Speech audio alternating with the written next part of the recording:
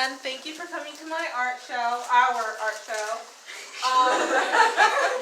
I just want to start off by saying, like, all of my pieces incorporate some sort of untraditional material that I use throughout all of my artwork. So I'll start off by explaining, like, my first one that I ever did in our art class. So we did something called the Cornell box, and we had to use like 3 to 4 pieces from outside, and I chose to use like flowers and leaves and different kind of things. I wanted to contrast between all of my work, and this kind of represents like the beauty that can bloom in like a dark place, and I also put a contrasting element of having a paper flower kind of mocking the red plastic flower.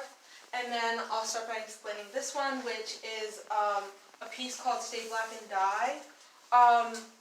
It's called this because I was looking through a magazine and I saw this phrase that said Stay Black and Die on it, and it was talking about the Black Lives Matters movement, and I was really inspired by this, so I wanted to kind of make a piece dedicated to this. And I used paper from the magazine itself and spray paint, and I kind of wanted to paint a portrait of what I thought represents kind of the the Black Lives Matter movement. This piece over here called Hands Up also kind of has the same kind of theme, where I wanted to portray someone with their hands up being kind of shot at, because these are represent bullet points. And I wanted to use glass to kind of, so you would be able to see yourself kind of in the artwork and the piece itself. Over here I have my 3 portraits that I used of students in my class and outside of my class and my friends.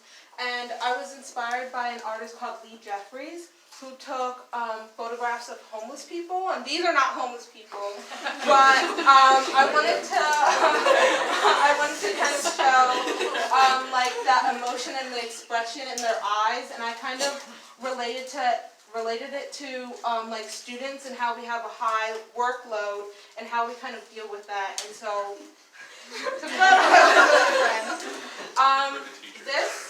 these 2 pieces are my favorite, and they may not look like a lot at first, but I used over 100 pieces of paper in just the 2 of these alone, and I individually cut them and then rolled each individual piece of paper so it could represent kind of a curl on both the darker skinned girl and the lighter skinned girl, and they kind of are a contrast because of their skin tones and the colors that I used.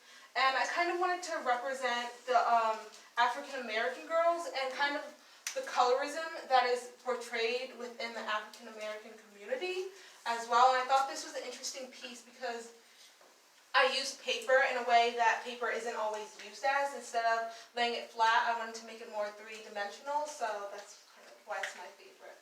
And my last piece over here is a sculpture that I did of a cat. And at first it doesn't look kind of like a cat, but once you like walk around it, you can kind of see all the shape and the detailings that I put within it. So this is kind of my art show, and yeah. Yay! I'd also like to say that I would thank my art teacher because he really helped me. How about your college counselor folks? So, thank you. Good job. Okay. Let's go over here to Lynn.